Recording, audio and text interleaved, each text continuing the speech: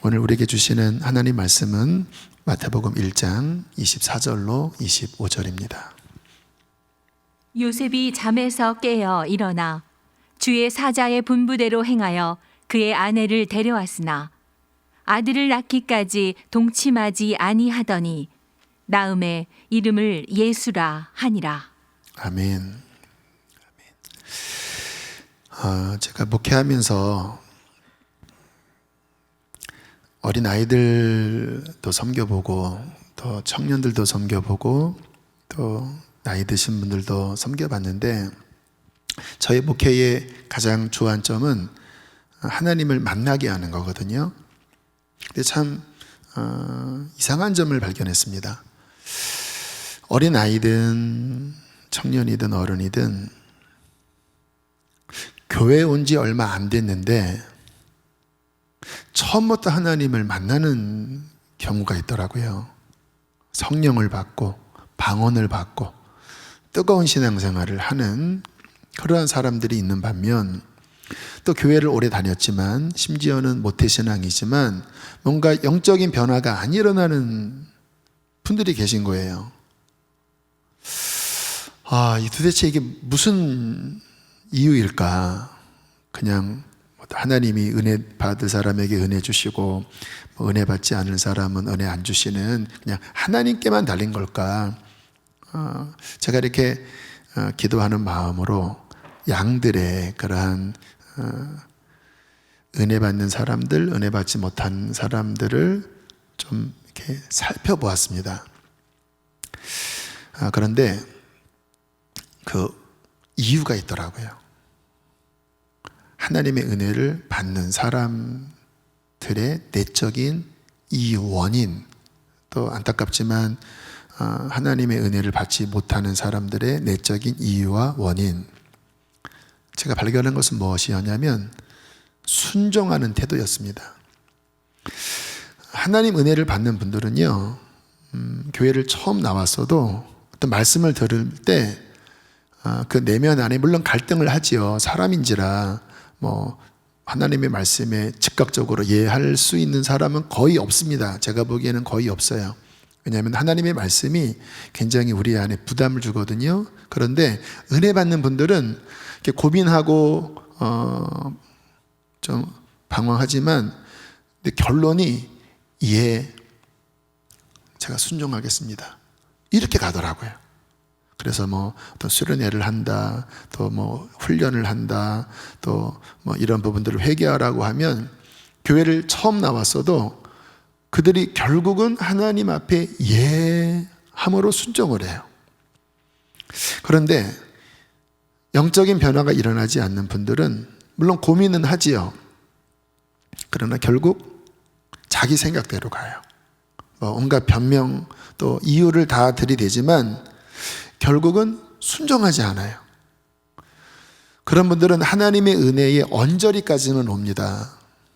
그러나 안으로 들어오지 못하고 갈등하다가 결국은 하나님의 은혜에게서 멀어져요. 교회 안에 있지만 은혜 안에는 들어오지 못해요. 제자훈련 같은 경우를 보면 이 부분을 정확하게 증명할 수가 있는데 참 신기한 게요. 제자훈련 받는 분들 한 3개월 동안에 혁격한 변화가 일어나더라고요. 근데 그런 분들 보면 초신자들도 있고 또 성령 받지 못한 모태신앙인들도 있고 또 한때 은혜 받았다가 영적으로 꽉 막힌 침체된 사람도 있고. 근데 저는 어떻게 생각해 보면 저희 교회가 좀 뜨거운 교회잖아요. 제가 하나님 말씀을 최선을 다해 전하잖아요. 그런데도 변화가 안 된 분들이 훈련 안에 들어가면 훈련의 강사분들이 전도사님들 또 심지어는 권사님들 이런 분들이 많이 하시는데도 3개월 만에 그분들이 이 굳어진 영혼이 녹아지고 그렇게 사모했던 성령의 은사를 받고 변화가 일어나요. 왜 그럴까? 여러분, 이런 예배는 지금도 이제 비대면 예배인데 여러분들과 저랑 1대1 관계가 맺어지지 않기 때문에 어떤 하나님의 말씀을 통해서 도전은 받지만 그냥 지나갈 수 있어요. 근데 제자훈련 속에서는 이렇게 인격적인 관계를 맺기 때문에 하나하나 이제 드러납니다. 이 부분 그거 죄가 아닐까요? 이 부분 순종해야 되지 않을까요? 그러니까 이 순종이 있어서 좀 더 자극이 돼요. 그리고 나만이 아니라 함께 훈련받는 분들이 옆에 계시다 보니까 또 그룹 다이나믹이라고 하죠.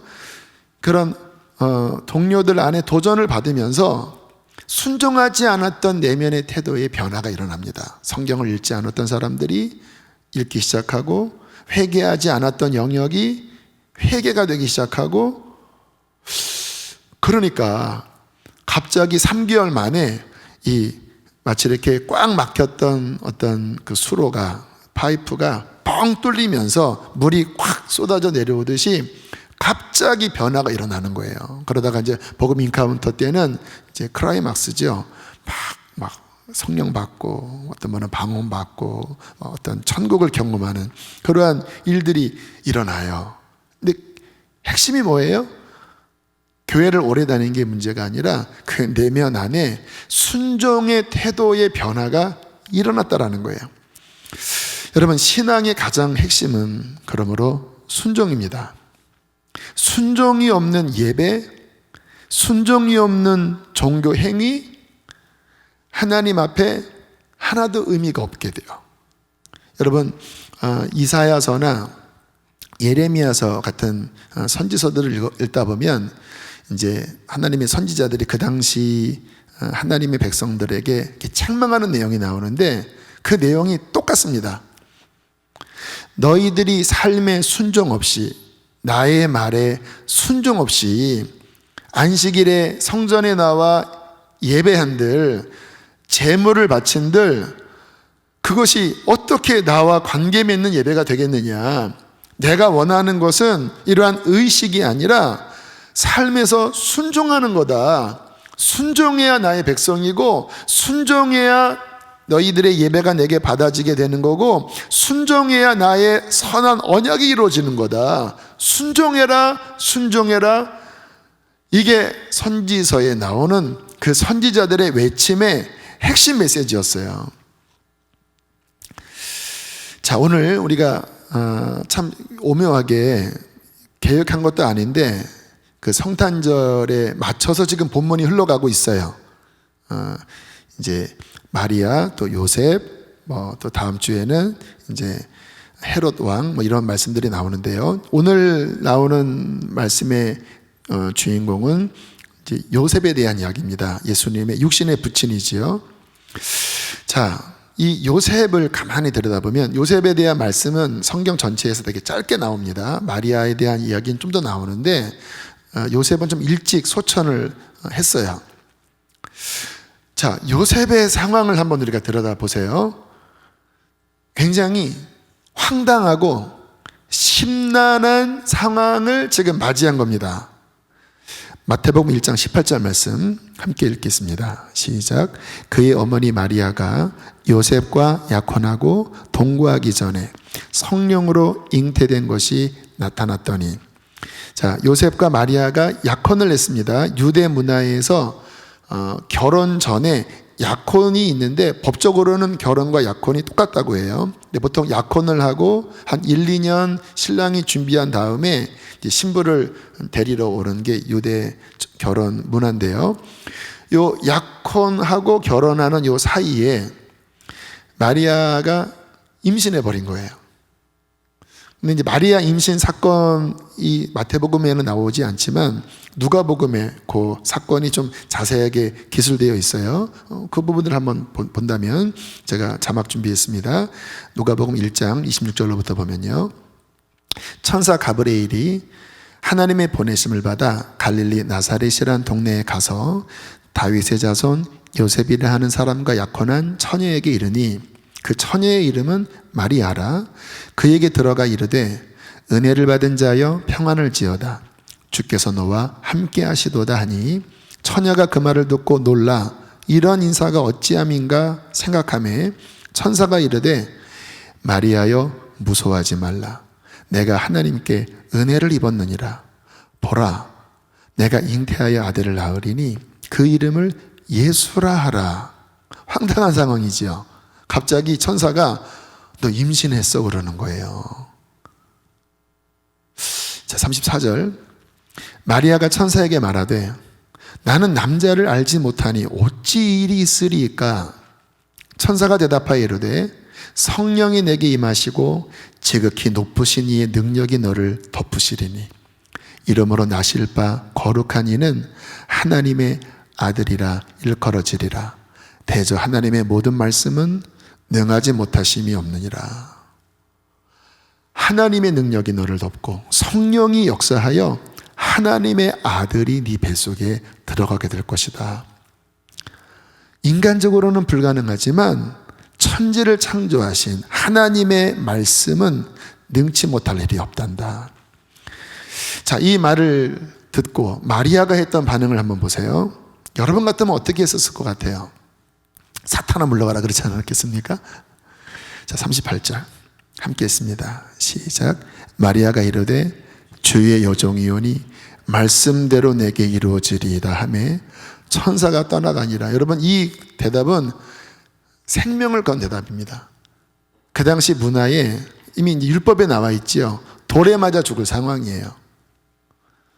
약혼했잖아요. 법적 결혼 관계입니다.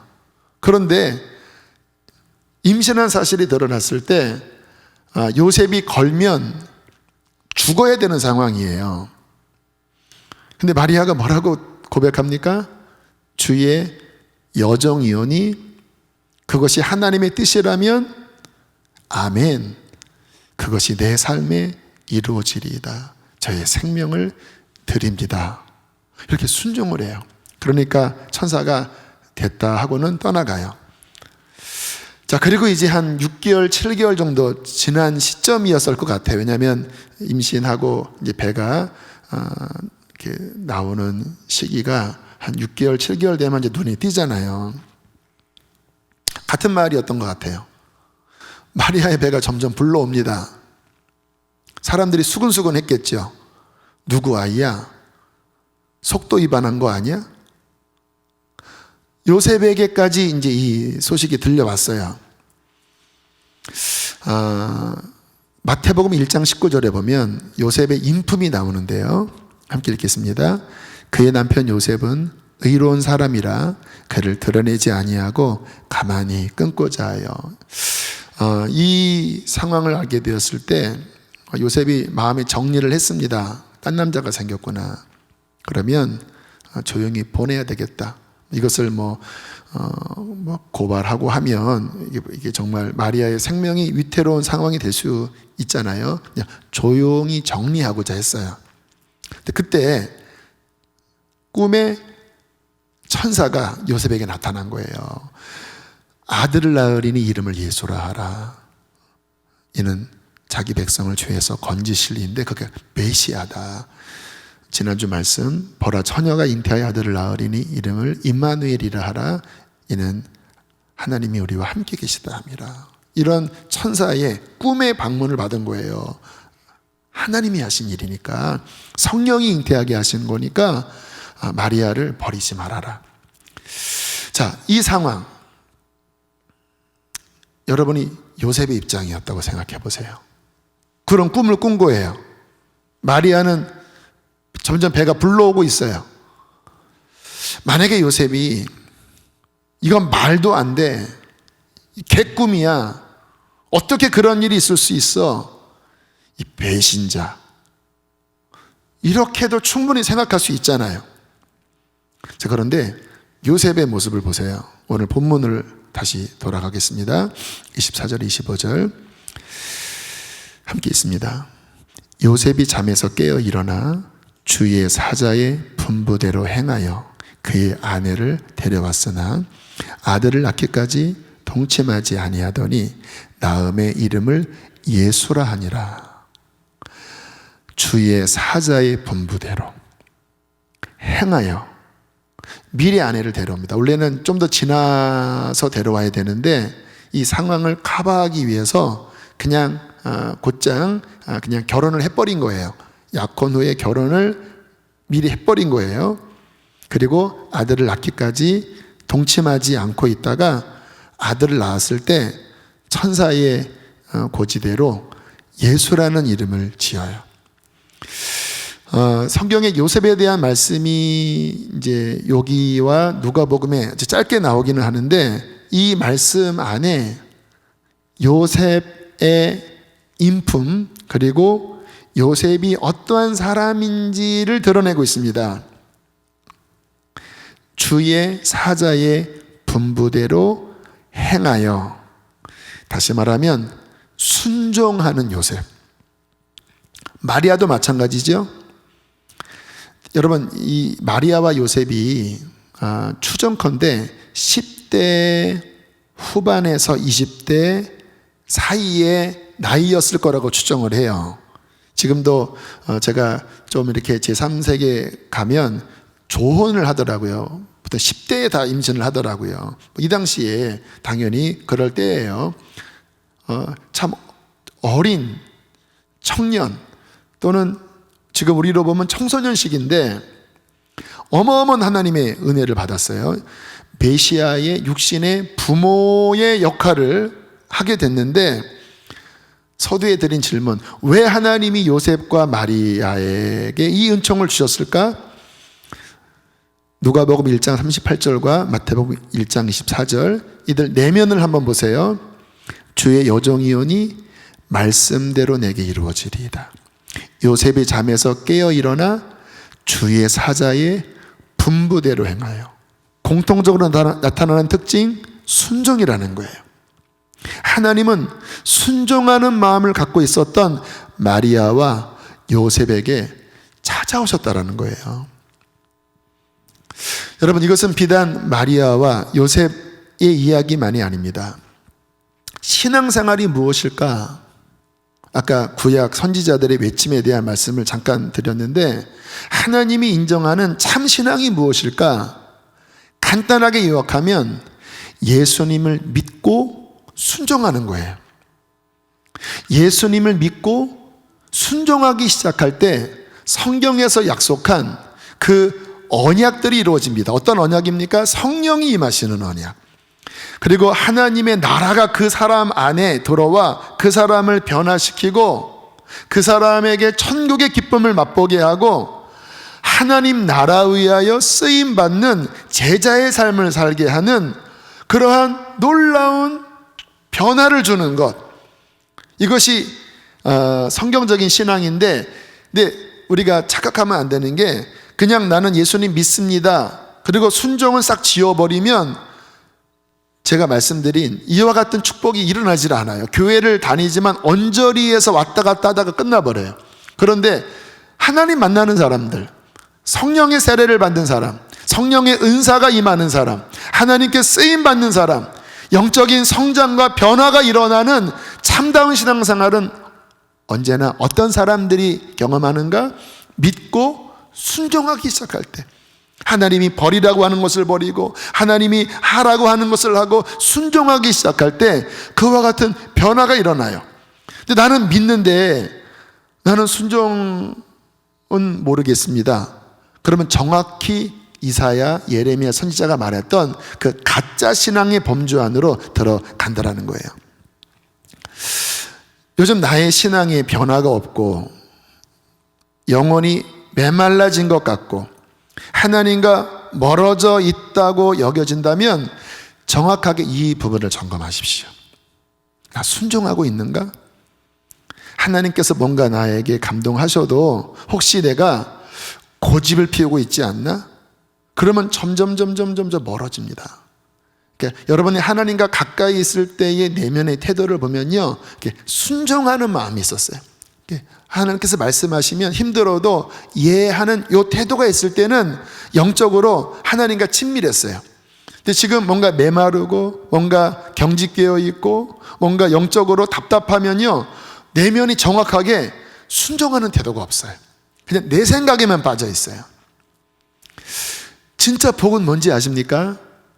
내 내면 안에 하나님의 음성이 들리고 하나님의 감동이 있고 또 내 삶의 자리가 어찌하든 하나님께서 말씀하신 그 순종의 자리에 있다면 그것이 축복이지요.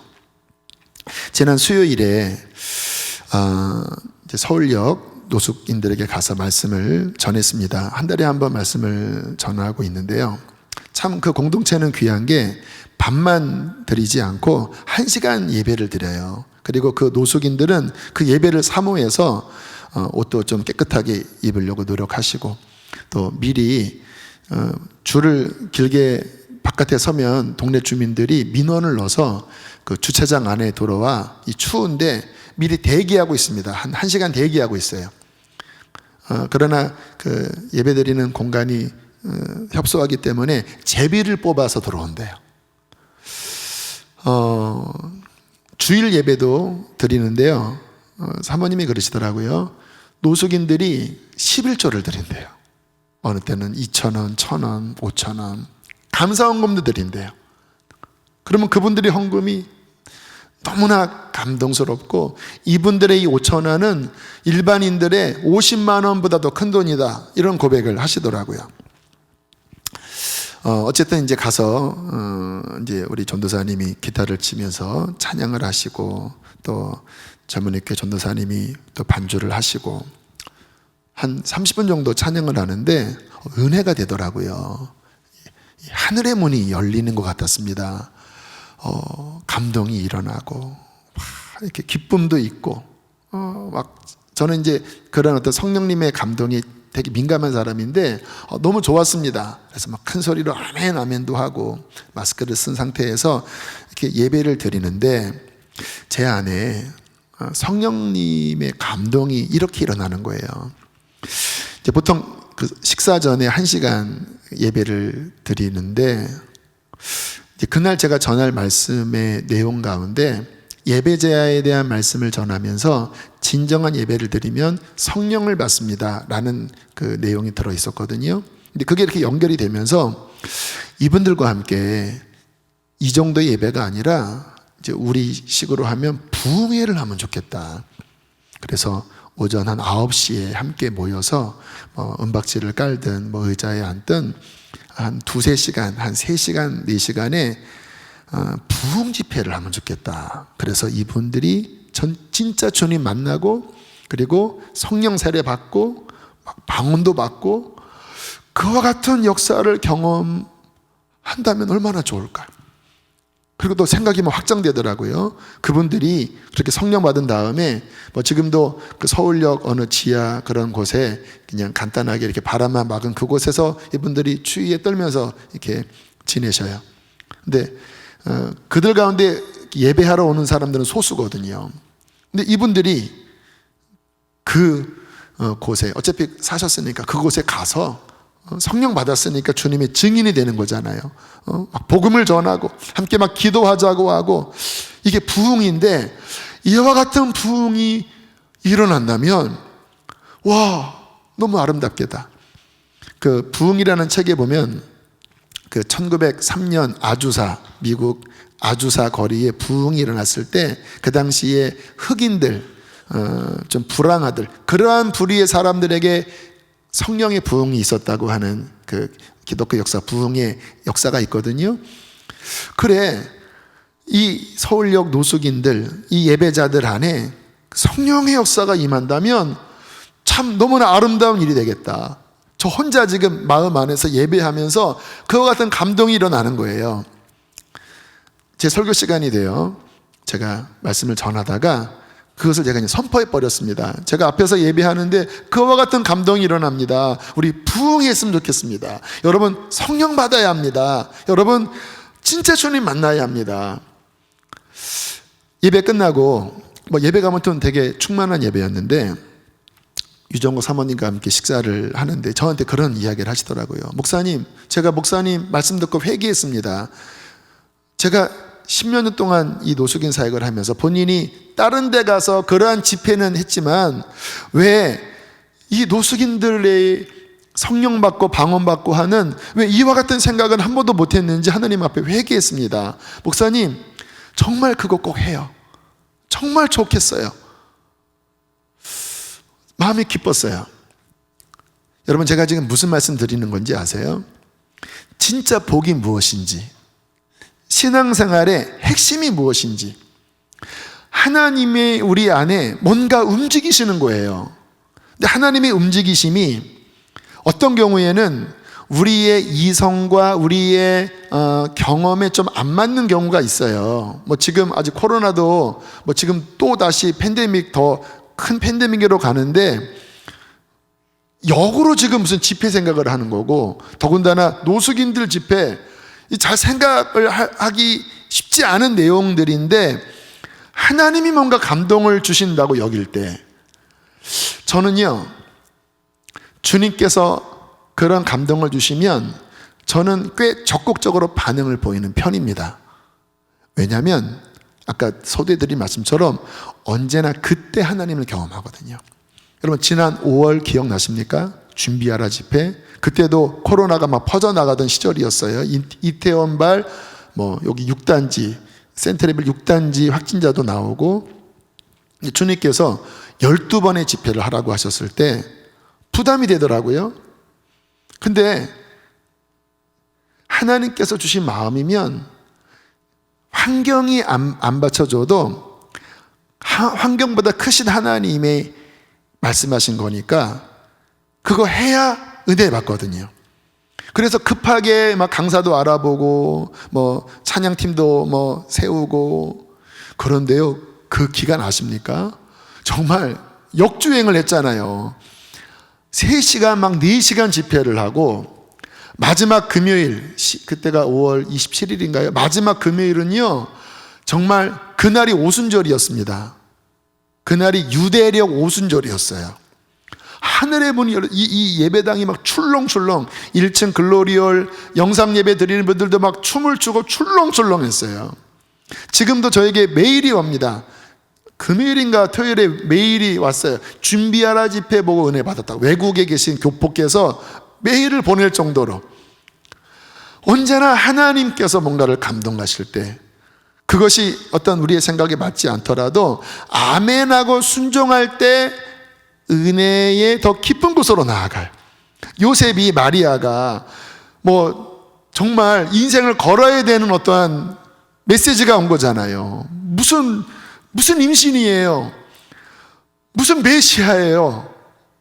이게 도대체 나사렛이라고 하는 동네는 인구 한 300명 정도 모이는 아주 깡시거리거든요. 거기에 무슨 선한 것이 나겠습니까? 그 사람들이 무슨 나사렛에서 뭐 선한 것이 나겠냐. 그런데 하나님께서 말씀을 하실 때 주의 여정이오니 말씀대로 이루어지리이다. 주의 사자의 분부대로 행하여 하나님의 말씀에 순종하며 따라가는 그 발걸음 속에 하나님의 은혜가 임하고 하나님의 언약이 이루어지고 하나님의 더 깊은 그분의 임재가 역사하신다라는 거예요. 여러분, 순종하고 계십니까? 여러분 마음 안에 하나님께 순종하는 그 중심의 순도가, 그 뜨거움이 어느 정도세요? 이사야 1장에 보면 이런 말씀이 나옵니다. 19절 20절 함께 읽겠습니다. 시작. 너희가 즐겨 순종하면 땅의 아름다운 소산을 먹을 것이요 너희가 거절하여 배반하면 칼에 삼켜지리라. 여호와의 입의 말씀이니라. 순종하면 아름다운 소산을 먹는다. 정말 아름다운 소산을 먹어요. 제가 하나님의 음성을 듣고 주의 종이 되기로 서원을 하고, 그리고 그로부터 36년 지나오면서 정말 이 말씀 그대로였습니다. 주께서 말씀하실 때 좀 고민스럽지만 순종했을 때 반드시 하나님은 아름다운 소산을 먹게 하시더라고요. 영혼의 평안함, 하나님의 더 깊은 임재, 하나님의 은혜를 더 깊이 경험함. 그러나 거절하여 배반하면 칼에 삼켜지리라. 그 불순종한 열매를 먹는다라는 거죠. 저의 삶에도 왜 그런 적이 없었겠습니까? 하나님께서 뭔가 감동 주실 때 제가 마음을 닫고 고집을 피우고 내 길로 갔을 때 집어를 하는데 정말 쓴 열매를 먹더라고요. 고통을 겪더라고요. 그런 여러 경험 속에서 저도 깨달은 게 순종이 복이구나. 하나님 앞에 우리가 뭘 잘났다고 이것은 아니고 이것은 기고 요셉이 어떻게 처녀가 어떻게 잉태합니까? 어떻게 무슨 메시아가 무슨 말이 됩니까? 그렇게 알량한 자신의 그 머리로 판단하고 재고 하나님과 악유 언쟁하고 그러면 요셉이 안 돼요. 마리아가 안 돼요. 하나님께서 말씀하실 때 주님의 뜻이면 주님 걸어갑니다. 그때 비로소 하나님의 언약과 하나님의 은혜가 이루어질 수 있다는 거예요. 에베소서 4장 18절에 이러한 말씀이 나와요. 함께 읽겠습니다. 시작.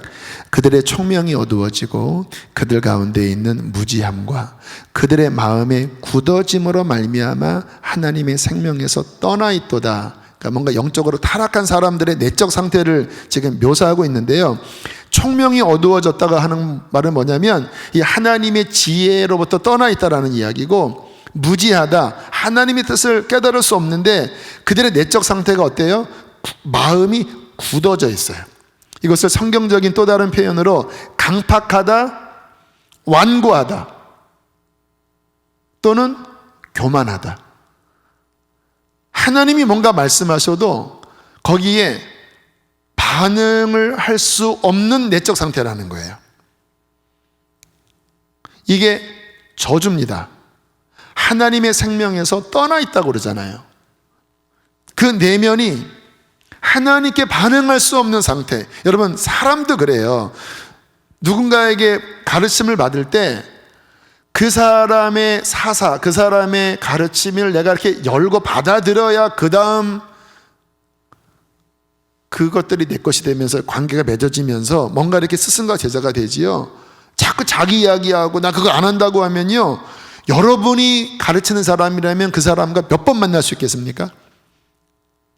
하나님과도 마찬가지지요. 그들이 마음이 굳어져서 하나님의 생명에서 떠나 있도다. 그 내면의 상태가 강팍해져 있고 딱딱해져 있고 하나님이 말씀하셔도 꿈쩍하지 않는 마음, 이 상태가 정확하게 저주스러운 상황이라는 거예요. 근데 이게요, 이렇게 수시로 바뀌어요.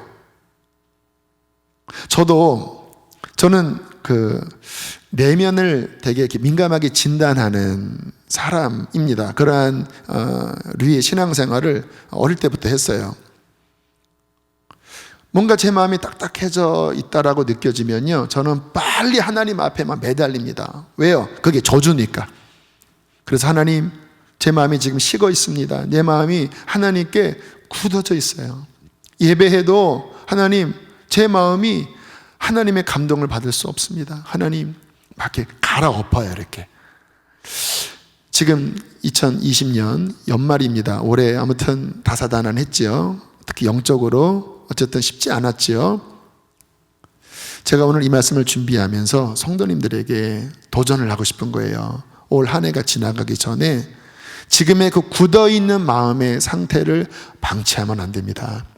영적 간경화증입니다. 방치하면 안 돼요. 빨리 다시 갈아엎어서 하나님의 그 부드러운 심령이 겸손한 마음이거든요. 하나님의 은혜를 받을 수 있는 그 마음을 갖는 시간을 이 연말, 앞으로 보름밖에 남지 않았죠. 3주 채 안 됐는데 이 기간 가운데 여러분들이 꼭 그와 같은 시간을 가져야 돼요. 왜? 마음이 그렇게 준비돼야 2021년 하나님과 함께 뭔가를 나아갈 수 있지. 제가 예언하는 예언을 합니다. 그 굳은 마음 상태를 방치하잖아요. 더 굳어집니다. 그럼 어떻게 되냐면 예배 가기 싫어지고요, 이런 말씀 듣기가 부담스러워져요. 왜요? 내 마음이 굳어져 있으니까. 그리고 봉사를 하나씩 놓기 시작합니다. 왜요? 하나님의 은혜 없이 무슨 봉사를 합니까? 그리고 하나님의 은혜에서 멀어지면 내 생각이 강하게 작동이 돼요. 그 성경에 각기 제 길로 갔건을 하잖아요. 자기 생각이 작동이 되면서 자기 원함의 길을 가기 시작합니다. 그러면 점점 하나님과 멀어지게 돼요. 그래서 올해가 가기 전에 2021년을 하나님과 함께 동행하려면 순종해야 되는데, 순종할 수 있는 내 마음의 중심 상태를 빨리 점검하고 빨리 갈아엎고, 그리고 하나님께서 원하시는 그 걸음으로 다시 내 발걸음을 내디딜 때 하나님의 은혜가 당신 안에 회복될 것입니다. 순종해야 될 몇 가지 영역을 마지막으로 살펴보면요, 어쨌든 저는 내년 우리 한국 경제가 많이 어려워질 것이라고 그렇게 예측하고 있습니다. 영적으로 준비하셔야 돼요. 여러분, 제가 알고 있는 그 재정의 영역에서 하나님과의 관계를 맺는 가장 기본이 11조입니다. 제가 20대 때부터 11조에 대해서는 눈꼽만치 타협하지 않았어요. 제 사례가 20만 원이든 40만 원이든 70만 원이든 그것은 타협할 수 있는 영역이 아니에요. 왜? 주님의 것이고, 또 그 부분이 분명해야 제 삶에 재정이 필요한 영역이 있을 때 하나님께로부터 공급받을 수 있는 어떠한 언약의 순종이 되는 거거든요. 그뿐만 아니라 하나님 앞에 드리는 감사의 마음의 예물, 그리고 더 나아가서 이웃을 위해서 제가 재정을 떼어놨다고 그랬잖아요. 그래서 하나님이 누군가 도와주라고 하는 감동이 오면 주님 앞에 준비된 그러한 물질로 흘려보내는 그러한 삶을 20대부터 순종해 왔어요. 재정의 영역에 있어서. 잠언 19장 17절에 이런 말씀이 나옵니다. 함께 읽겠습니다. 시작. 가난한 자를 불쌍히 여기는 것은 여호와께 구워드리는 것이니 그의 선행을 그에게 갚아주시리라. 20대 때부터 걸어온 길인데 저는 재산은 없어요. 그러나 두 가지, 메마르지 않아요. 하나님이 정말 필요한 것은 어떠한 손길을 통해서라도 채워주시고, 또 하나는 제 삶에 어떤 재정적인 필요가 있을 때 제 안에 담대한 믿음이 있습니다. 왜요? 이 영역에 하나님과 나 사이에 순종한 부분이 있거든요. 그래서 담대해요. 제가 우리 교회 목회할 때 20년 전에 이제 개척을 먼저 했었던 2001년도에 교인 한 명 모시고, 그때도요 10%는 선교 규집으로 나눴습니다. 개척교회 교인이 10명도 안 되는데 선교비로 후원하는 거, 후원을 받으면서도 후원을 했어요. 그리고 한 1년 반 정도 지났을 땐 더 이상 후원을 받지 않았던 것으로 기억되는데, 2년 지나고 결산이 20년 전 개척교회 결산이 7천만 원이었어요. 지방 목사님들이 다 놀라셨어요. 왜 그러는지 아세요?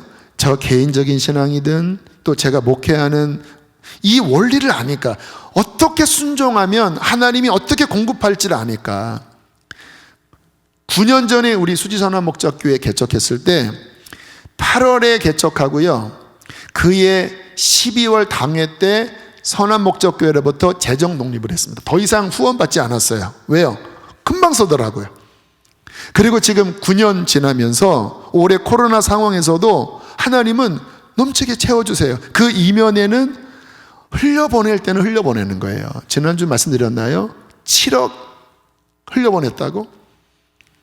여러분, 하나님 안에서 특히 이런 지금 세계 경제 보통 10년 주기로 금융위기나 경제위기가 온다고 많이들 예측하잖아요. 지금은 코로나 때문에 더 깊게 올 수 있는 상황인데, 이 부분에 순종의 영역 순종하셔야 돼요. 그런 거 없이 그냥 순종은 안 됐는데 도와주세요, 그건 언약 관계가 아니에요. 주께서 말씀하신 부분 힘들더라도 믿음에 순종하고, 그 순종 속에 어려움 가운데 주 앞에 나아가면 쌍방간의 이 언약 관계 속에서 풀어진다라는 거예요. 자, 두 번째, 성경 읽는 부분에 대한 말씀을 나눕니다. 저희 교회에서 성경 통독 강조하잖아요. 그것은 여러분들 성경 지식 늘리라고 하는 말씀 절대 아닙니다. 저 같은 경우는요, 성경을 읽을 때 어떻게 읽냐면, 하나님의 뜻을 계속 배우기 위해서 읽어요. 성경을 읽으면서 매일 점검합니다. 아, 이 부분 그래 말씀에서 위배된 거야. 아, 이 부분 고쳐야 돼. 뭐 수십 년 동안 계속 해도요, 계속 이 인간의 본성이 얼마나 참 사악한지요, 금방 찌그러지고요, 금방 치우쳐요. 그 말이 뭐냐면 하나님 말씀에서 금방 멀어져요. 그럼 다시 말씀 보면서 그래 이 부분 그래 요만큼 잘못된 거야, 요 태도가 잘못된 거야, 이 부분은 문제가 있어. 그런 식으로 매일 성경을 읽다 보면 하나님의 뜻이 무엇인지를 배우게 되고, 또 뭐 인간인자라 어떻게 100% 하나님 말씀을 순종하겠습니까? 도와달라는 거야. 주님 도와주세요. 왜? 그게 복이니까. 시편 1편 1절로 3절 함께 읽겠습니다. 복 있는 사람은 여호와의 율법을 즐거워하여 그 율법을 주야로 묵상하는 자로다. 그는 시냇가에 심은 나무가 철을 따라 열매를 맺으며 그 잎사귀가 마르지 아니함 같으니 그가 하는 모든 일이 다 형통하리로다. 다 형통하리로다. 잎사귀가 마르지 아니함 같도다. 철을 따라 열매를 맺는다. 뭐가 조건이에요? 하나님 말씀 안에 거할 때. 여러분들이 이게 진짜 지혜입니다. 정말 좋아요. 충만한 말씀 안에서 내 삶을 비추고, 그리고 그 말씀의 길로 순종하려고 성령님을 의지하면서 한번 그렇게 1년을 살아보세요. 마음이 바뀝니다. 여러분, 사람이 행복하고 불행한 것은 마음에 달려 있어요.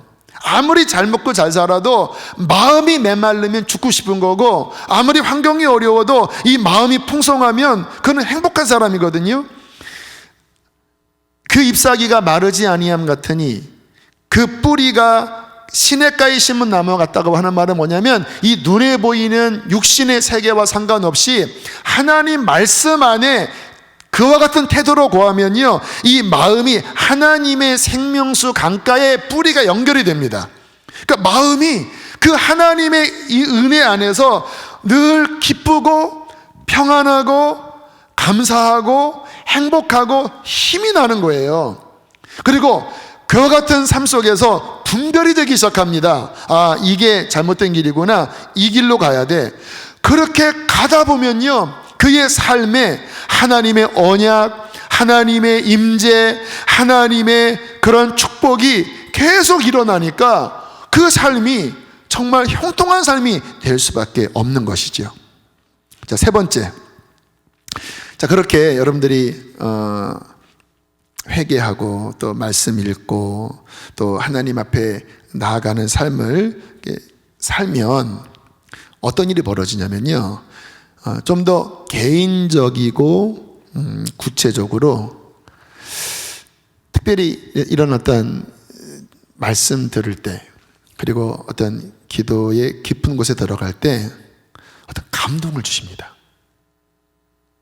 제가 지난주 수요일에 이들과 함께 푸웅 집회를 하면 좋겠다, 준비하라 집회 하면 좋겠다, 또 뭐 하면, 이런 어떤 감동의 자극이 일어나요. 자, 그게 축복이에요. 왜 그러냐면 하나님께서는 우리의 삶을 이렇게 보셔요. 그리고 그분은 우리를 사랑하시기 때문에 우리에게 복을 주기를 원하시거든요. 그런데 언제나 그 복은 순종할 때 앞으로 나가는 거기 때문에, 그러나 각 사람의 신앙의 수준, 또 그 사람의 환경은 다 다르기 때문에 하나님은 너무 이렇게 과한 것을 요구하지는 않은 경우가 많아요. 감당할 만한 것을 주십니다. 그때 이렇게 감동하시는 거예요. 말씀을 들을 때 이거를 좀 해볼까? 뭐 요즘 뭐 교회에서 교사에 대한 이야기 나오잖아요. 교사를 해야 되나? 또 어떤 이런 봉사를 해야 되나? 또 내가 뭔가 이러한 부분 하나님 앞에 결단하고 헌신해야 되나? 그런 어떤 감동이 와요. 근데 보통 이런 감동은 귀로 들리는 음성이 아니라 그 마음속에 어떤 소원하는 마음이나 아니면 세미한 음성으로 들립니다. 근데 저 같은 경우는 여기 되게 민감하게 반응을 해요. 딱 그때 주님이 지금 뭔가 감동하시나?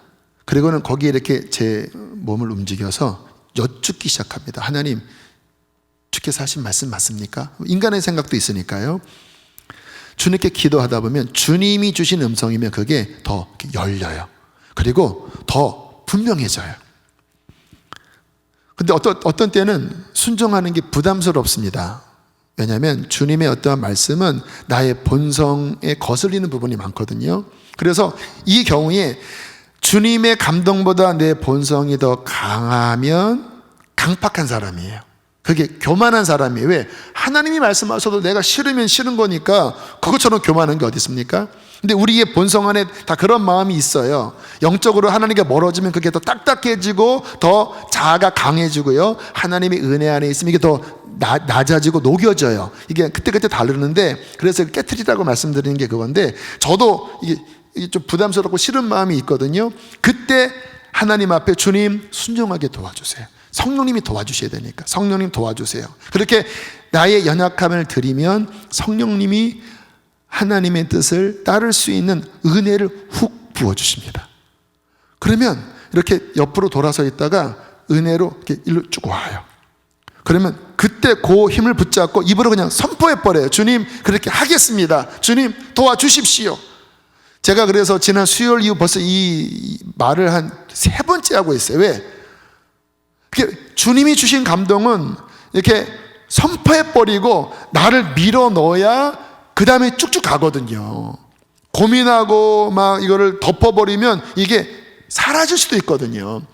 그렇게 해서 순종의 발걸음을 내딛기 시작하면 어떤 일이 벌어지냐? 처음에는 부담스러웠는데 준비하라시피 했잖아요. 갑자기 확 열려요.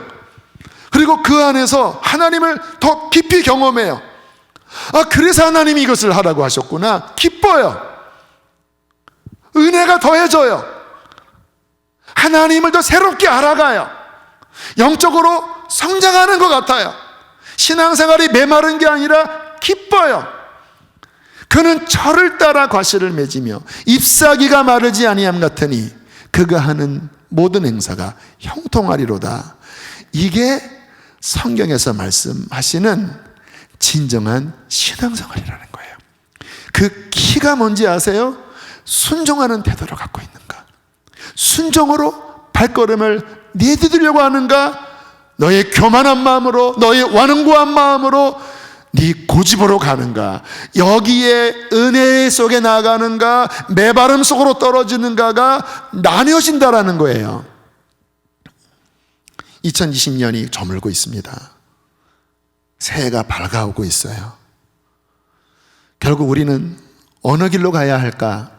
오늘 이 말씀 앞에 결단하고 기도하십시오. 하나님, 내가 여기 있습니다. 순종하게 해주십시오. 나의 마음을 변화시켜 주시고 내 뜻이 아닌 하나님의 뜻 가운데 내가 서게 하여 주십시오. 그렇게 할 때 힘차고 충만한 2021년이 될 줄로 믿습니다. 우리 함께 이 시간 찬양하시겠습니다.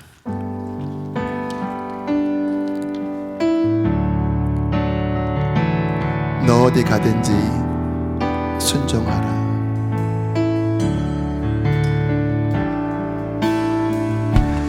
너 어디 가든지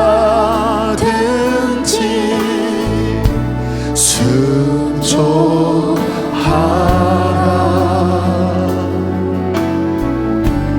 너 어디 있든지 충성하라.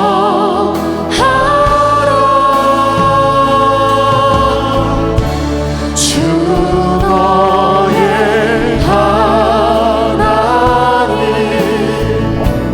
왕 되신 주 영원히 주님만 찬양. 우리 주 앞에 결단하는 마음으로 자리에서 일어나 고백하겠습니다. 나 어디 가든지 순종하리.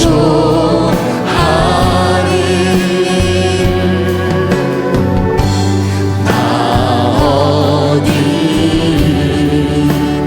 충성하리. 충성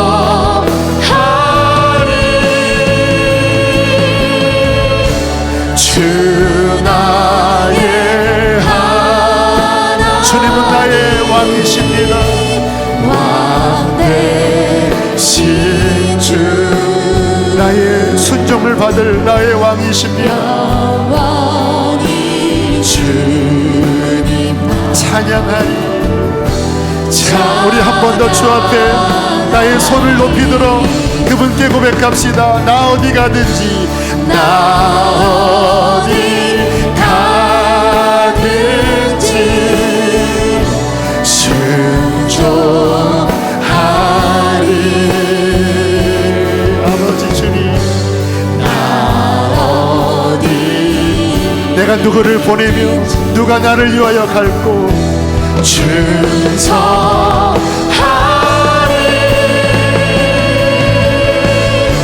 주 나의 하나님 왕대. 주님 나의 왕이십니다. 내가 영원히 따를 나의 왕이십니다. 영원히 주님 찬양하리.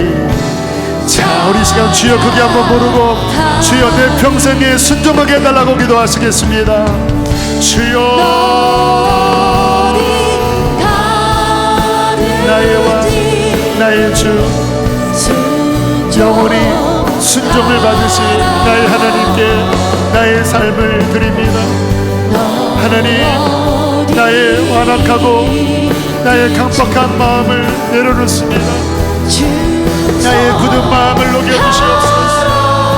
주님 회개합니다. 주님 회개합니다. 하나님의 뜻을 떠나 주님 나의 고집대로 걸어왔던 2020년의 나의 길들을 회개합니다. 그로 인하여 나의 영혼이 메말라지고 나의 영혼이 황폐해졌습니다. 주님 회개하오니 주님의 보혈로 씻어주십시오. 이 시간 우리 다시 한번 기도할 때 우리 회개하는 마음으로 좀 더 기도했으면 좋겠습니다. 지난 한 해 하나님, 나의 고집과 나의 원함으로 걸어왔던 그 불순종의 길 속에서 내 마음이 메말라지고 황폐해지고 지쳐버렸습니다. 하나님, 오늘 하나님의 말씀 앞에 내 마음을 들여다봅니다. 회개하오니 보혈로 씻어주시고 다시 순종할 수 있는 마음을 회복하여 주시옵소서. 다시 내 안에 성령의 강물이 흐르게 하여 주시고 하나님의 생명 가운데 깊이 들어가서 하나님을 따를 수 있도록 힘을 부어 주시옵소서. 우리 한 번 더 그렇게 회개하며 기도하시겠습니다. 주여 하나님 회개합니다.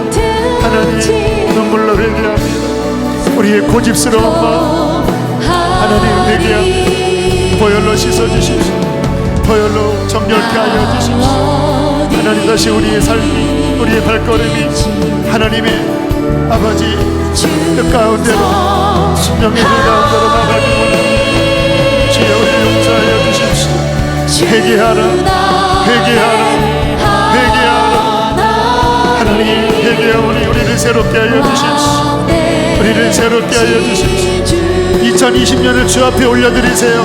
2021년을 주 앞에 올려드리세요. 주님과 함께 나아가게 해달라고 간절하게 구하세요. 순종이 복이에요. 순종이 복이에요. 순종이 복이에요. 하나님, 주님과 함께 2021년을 나가게 하여 주십시오. 어떤 환경에서도 순종하게 하여 주세요. 순종하게 하여 주세요. 주님 축복합니다. 주님 축복합니다. 할렐루야 할렐루야. 주 나의 하나님 왕 되신 주 나의 하나님 왕 되신 주 영원히 주님만 찬양하리. 우리 한 번 더 마지막 고백합니다. 주 나의 하나님 왕 되신 주 나의 하나님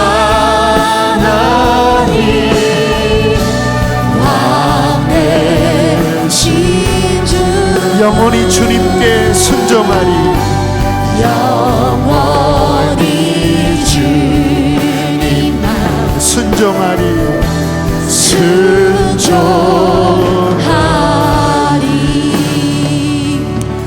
우리를 버리지 아니하시고 다시 우리의 마음을 두드리시고 하나님의 거룩한 길 가운데로 부르시니 감사합니다. 하나님, 지나온 우리의 삶에 불순종했던 우리의 길들을 회개하오니 보혈로 정결하게 씻어주십시오. 우리의 마음을 새롭게 하여 주셔서 주님을 향한 사랑과 거룩한 순종의 마음으로 하나님께서 말씀하시면 요셉처럼 마리아처럼 예 주님, 주의 말씀대로 이루어지리이다. 예 주님, 준행하겠습니다. 그렇게 고백하는 주님의 종들 되게 하여 주시옵소서. 주님, 이 시간 하나님의 따뜻한 성령의 기름 부음이 회개하고 또 주님을 갈망하는 모든 예배자들 안에 충만하게 기름 부어 주십시오. 하나님의 영이 아니고는 우리의 힘으로는 순종할 수 없음을 고백합니다. 성령을 주시옵소서. 굳은 마음을 녹여 주시옵소서. 거칠어지고 황폐한 마음에 성령의 기름으로 부드럽게 하여 주시고 순종할 수 있는 마음을 부어주소서. 보혈로 정결하게 하소서. 새로워질지어다. 회복될지어다. 충만해질지어다. 귀하님을 봉헌합니다. 재정의 영역, 우리가 마땅히 순종해야 될 부분들을 신실히 순종할 때에 메마른 시절에도 주님 잎사귀가 마르지 아니함 같이 주께서 돌보아 주실 줄로 믿습니다. 날마다 말씀을 읽을 때마다 깨닫게 하여 주소서. 순종의 길을 걷게 하여 주십시오. 주께서 하라고 하신 그 부분을 더 이상 미루지 않고 거절하지 않고 순종하게 하여 주시옵소서. 주님, 한 주의 삶을 주께 의탁합니다. 코로나가 다시 확산하고 있습니다. 우리 성도들을 한 해간 보호해 주시니 감사하온데 이번 한 주도 보혈로 덮어주시고 주의 날개 아래 덮어주시고 우리의 가정과 우리의 모든 발걸음과 우리의 일터와 우리의 교회를 지켜 주시옵소서. 이제는 우리 주 예수 그리스도의 은혜와 하늘아버지의 그 크신 사랑과 성령의 교통하심이 순종을 결단하고 성령 안에 거하기로 결정하고 돌아가는 모든 이들 안에 충만히 함께 하시기를 축원하옵나이다. 아멘.